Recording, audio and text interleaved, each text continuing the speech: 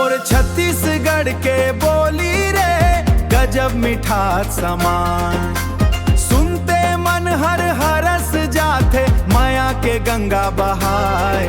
मोर छत्तीसगढ़ के बोली रे गजब मिठास समान। मोर छत्तीसगढ़ के बोली रे गजब मिठास समान। दाई के लोरी जैसे लागे दादा के सिखवन हावे। गांव गांव के गली मोहल्ला एही ले महकन पावे। का करत हंस कैसे हवस सुन के मन मुस्काए। मोर छत्तीसगढ़ के बोली रे गजब मिठास समान।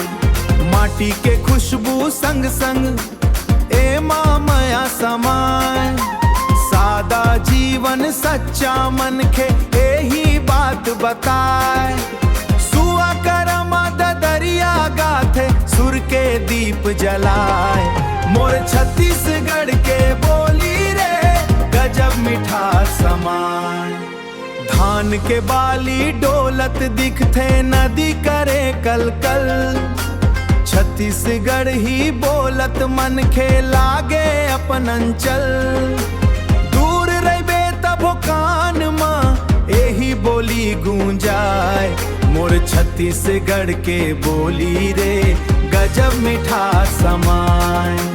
आवो संगी मिलके गाबो अपन भाषा के गान। छत्तीसगढ़ ही बोली हवाए हमर मान और सम्मान। दुनिया भर मन नाम चमकाए एही आस जगाए। मोर छत्तीसगढ़ के बोली रे छत्तीसगढ़। मोर छत्तीसगढ़ के बोली रे गजब मिठास समान। मोर छत्तीसगढ़